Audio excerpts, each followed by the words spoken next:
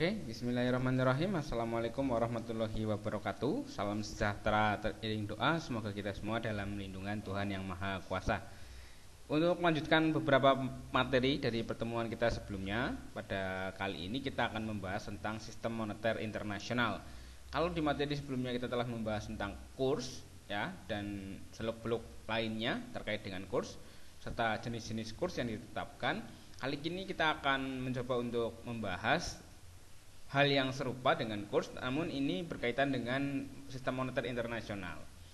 Ada kaitannya dengan ini atau tidak? Mari kita saksikan bersama-sama. Yang pertama, ketika kita berbicara mengenai sistem moneter internasional, maka kita akan berjumpa dengan satu mata uang ini yang disebut sebagai dolar Amerika Serikat. Muncul beberapa pertanyaan, kenapa dolar Amerika Serikat ini dijadikan patokan atas sistem transaksi keuangan di dunia atau sistem kurs dunia. Seringkali kalau kita bertransaksi antar negara mesti patokannya berapa dolar atau berapa dolar Amerika Serikat yang harus dibayarkan dan lain sebagainya.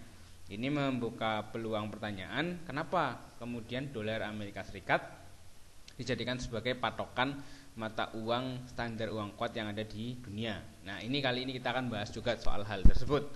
Selain membahas tentang standar mata uang dunia tadi, dolar Amerika Serikat, kita juga akan membahas terkait dengan International Monetary Fund atau IMF, ya, organisasi yang mengelola sistem keuangan dunia atau melakukan stabilisasi, ya. Kalau tidak bisa disebutkan mengelola karena masing-masing negara punya kedaulatan masing-masing, tapi badan ini atau organisasi ini punya tugas untuk melakukan stabilisasi. Nah, lalu bagaimana kemudian mekanisme bekerjanya? Nah, kali ini kita juga akan membahas terkait dengan hal tersebut. Harapannya dari pembelajaran kali ini kita bisa memahami berbagai sistem moneter internasional, serta pada pokok bahasan ini akan dibahas terkait dengan standar emas, masa Bretton Woods, dan juga kurs campuran yang ditetapkan di berbagai negara saat ini sejak Perang Dunia Pertama, kedua sampai dengan sekarang, dan sebelum Perang Dunia. Sejarahnya bagaimana? Lah, kita akan simak bersama-sama. Yang pertama adalah ini sejarah singkat keuangan internasional, ya.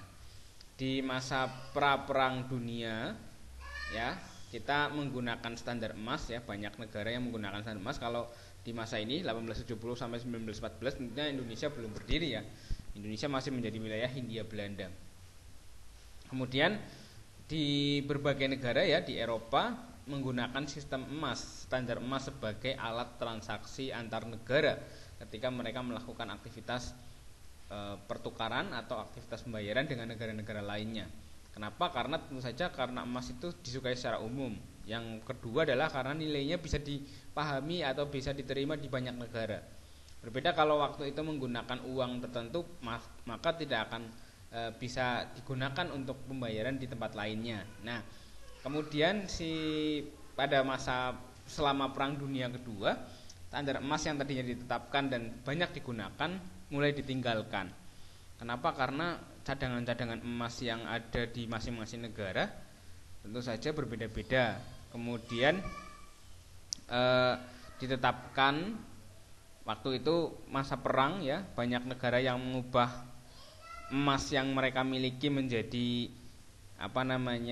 menjadi alat untuk berperang, ya, senjata-senjata perang dan lain sebagainya, yang kemudian akhirnya menyebabkan perlu adanya sistem pembaruan untuk mengganti standar emas yang dilakukan yang ada ini ke standar yang lainnya. Nah, pada masa Perang Dunia ini menggunakan valuta asing berdasarkan exchange quota atau menetapkan suatu valuta asing tertentu hanya khusus untuk beberapa negara tertentu saja, tidak bisa digunakan untuk ke semua negara.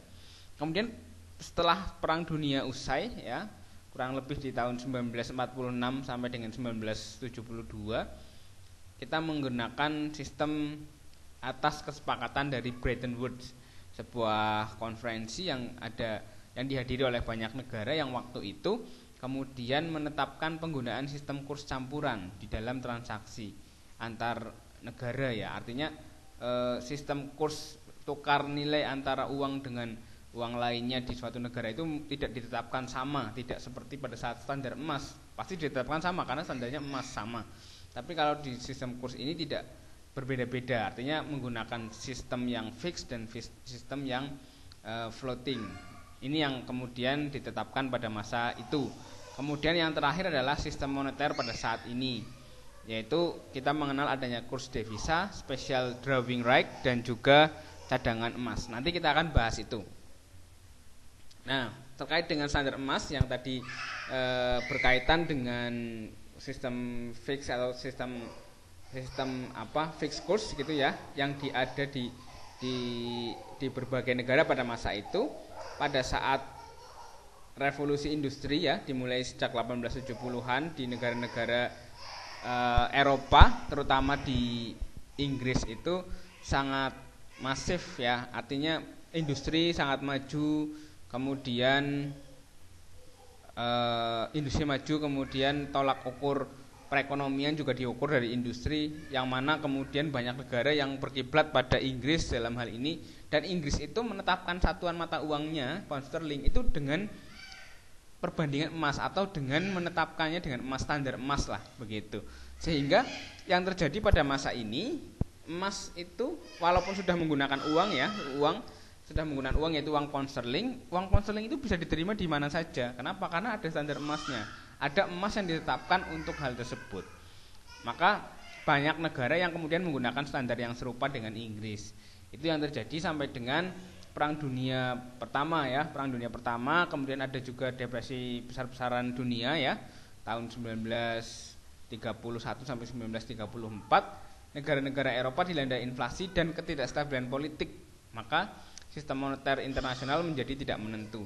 Inggris yang tadinya menetapkan sistem fix tetap menggunakan standar emas, kemudian akhirnya mulai meninggalkan karena inflasi yang tidak terkendali, kemudian ditambah dengan adanya ketidakstabilan politik pada masa Perang Dunia Pertama. Akhirnya standar emas ini bergeser ke standar uang kuat ya, atau uang fiat money. Nah, ini kemudian ditetapkan ya pada periode ini, pada masa yang disebut sebagai Bretton Woods atau perjanjian Bretton Woods, yang berlangsung pada tahun 1944 sampai dengan 1973. Inti dari perjanjian ini adalah pembentukan 3 lembaga ya, International Bank of Reconstruction and Development atau IBRD atau Bank Dunia, kemudian International Monetary Fund atau IMF, dan juga WTO, World Trade Organization. Walaupun WTO itu hanya inisiasi ya, dibentuknya tidak di sini. Tapi 2 lembaga yang utama ini akhirnya menjadi salah satu lembaga yang digunakan untuk melakukan stabilisasi moneter di dunia. Nah, kenapa bisa demikian? Nah, karena pada saat negara-negara Eropa rusak karena perang ya, kemudian Bank Dunia ini memberikan donatur ya, atau menjadi donatur untuk memperbaiki efek atau dampak dari perang tersebut di negara-negara Eropa. Yang menjadi permasalahan adalah bagaimana cara mereka membantu, apakah menggunakan standar emas atau tidak. Padahal standar emas saja di Eropa sudah mulai dihilangkan ya, karena tidak ada. Mana mungkin kemudian kita menggunakan emas. Nah, waktu itu uang yang digunakan untuk ngutangi itu ya, ngutangi atau memberikan hutang kepada negara-negara di Eropa melalui World Bank, melalui Bretton Woods ini adalah berupa uang dolar. Uang dolar, karena waktu itu uang dolar itu masih dijaminkan dengan emas.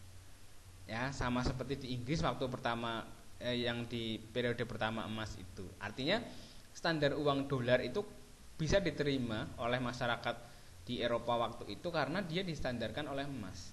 Tapi sekarang tidak, semenjak tahun 1971 dolar sudah tidak berstandar emas.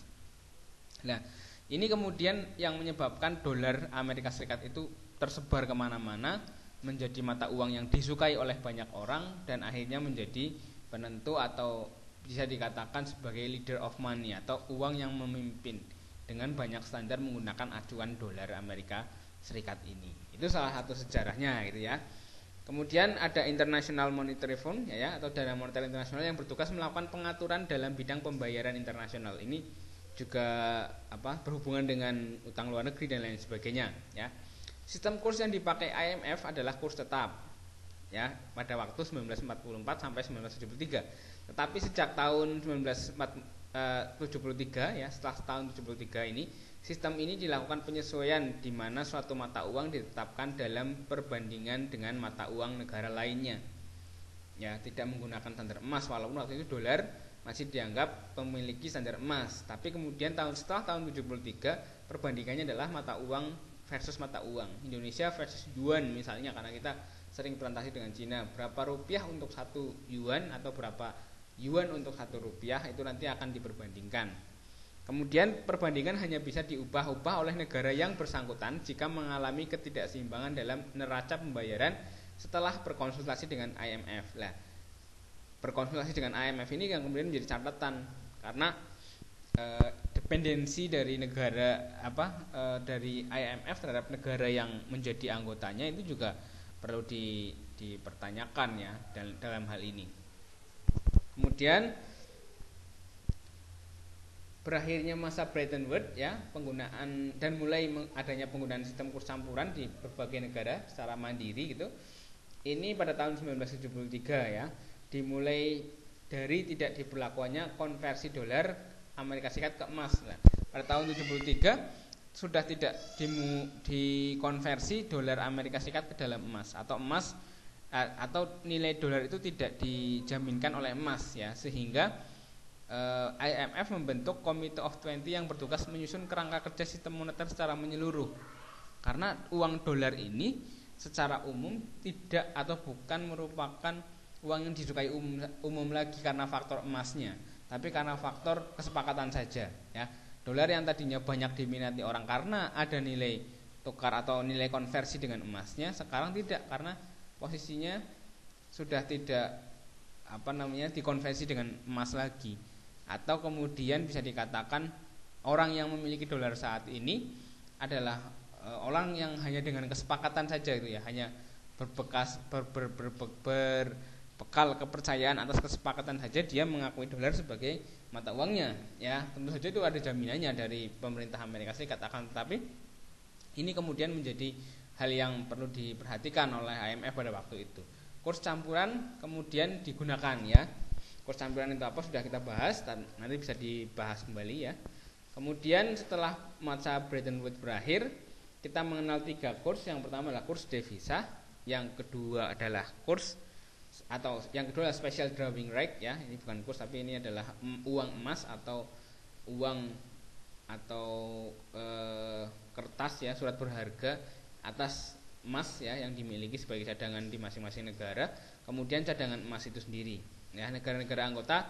Kemudian yang setelah amandemen kedua IMF itu emas secara resmi demonetized atau tidak bisa digunakan sebagai standar untuk keuangan, dan fungsinya sebagai cadangan moneter dihapus. Ini pernah terjadi juga, dan saat ini ada juga tetap negara yang masih menggunakan standar emas. Ini adalah beberapa hal yang bisa kalian pahami terkait dengan kenapa dolar Amerika itu bisa tersebar ke mana-mana atau bisa tersebar ke berbagai dunia gitu ya. Ini adalah karena adanya sejarah panjang yang kemudian kita bisa diskusikan bersama. Itu yang bisa saya sampaikan. Terima kasih. Billahi taufiq wal hidayah. Wassalamualaikum warahmatullahi wabarakatuh.